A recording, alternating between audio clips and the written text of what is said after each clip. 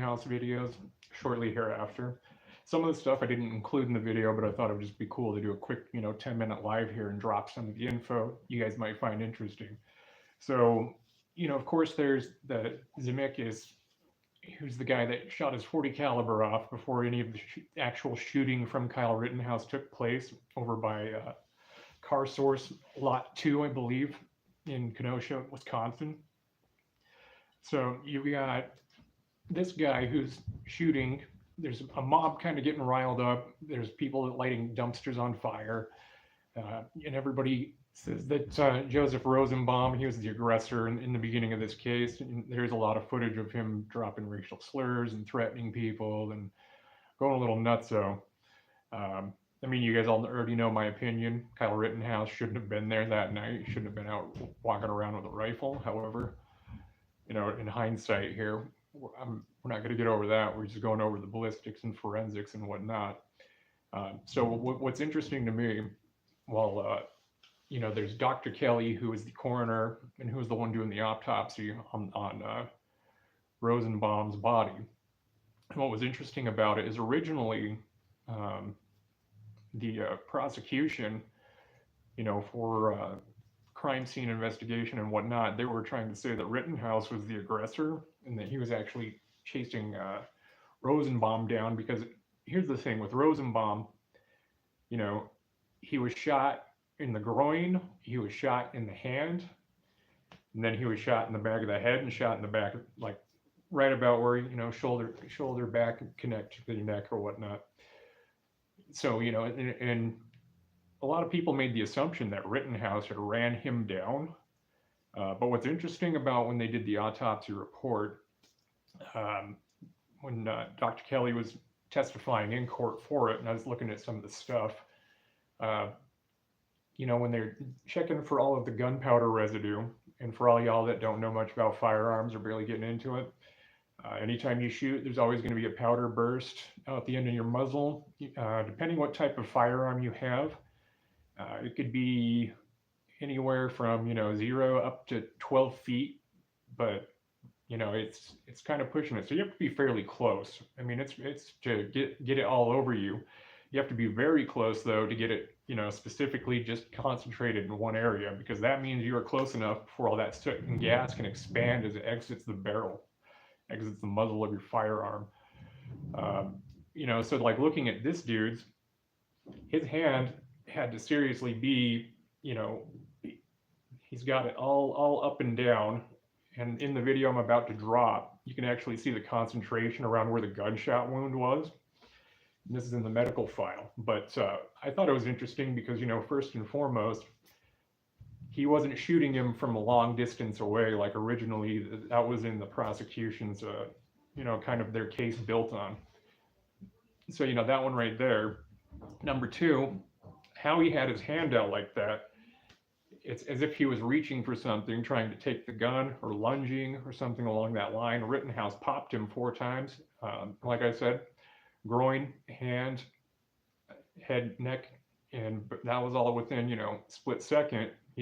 What I've been talking about earlier, which surprises me, but Rittenhouse did it just off of instinct, I think. Doing those 2 extra follow-through shots, that's something you're taught, anytime you go into any type of training with firearms, especially if you're, with a group or if you're in the military or police, law enforcement or whatnot. One of the things is you have follow-up shots and you have follow-through shots. Kyle did follow-through shots.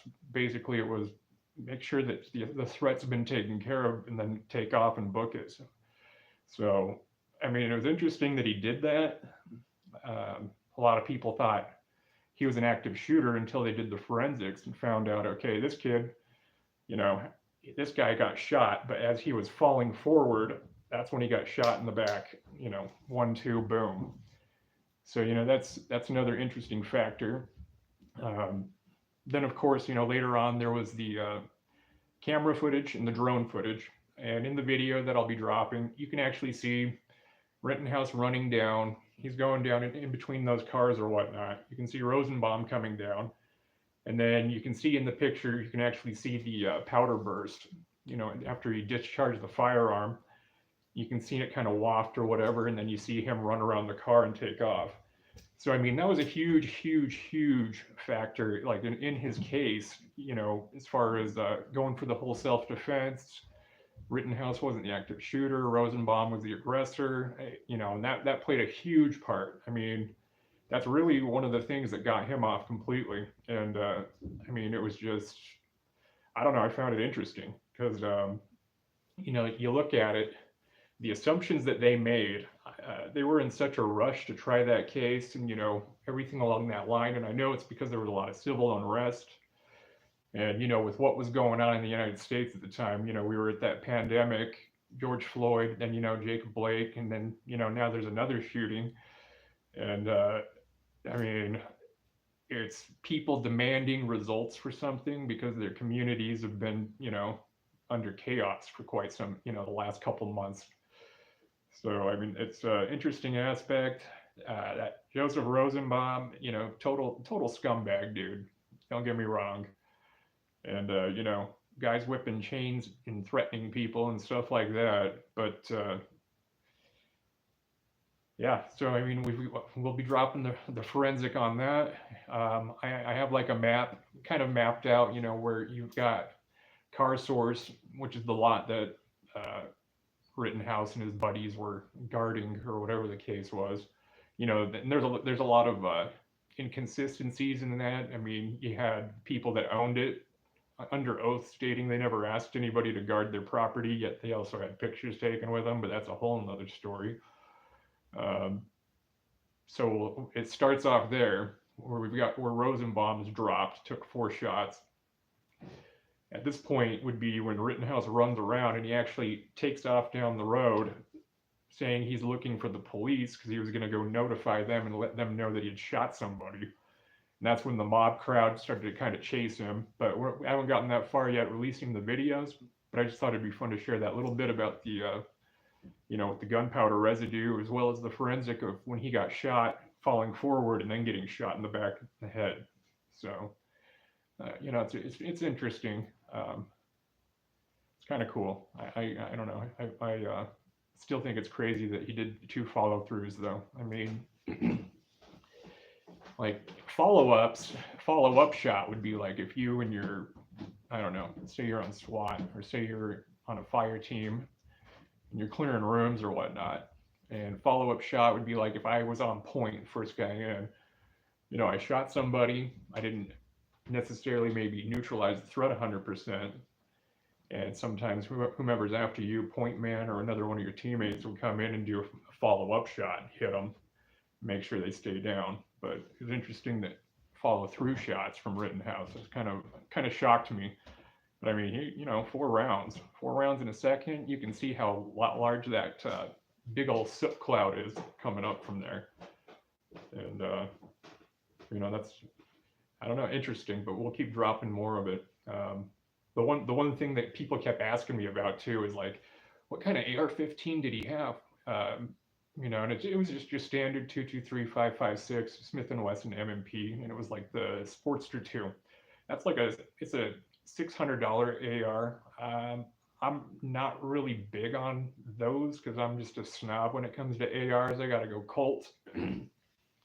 Gotta go Colt, go classic. But I mean, M&Ps.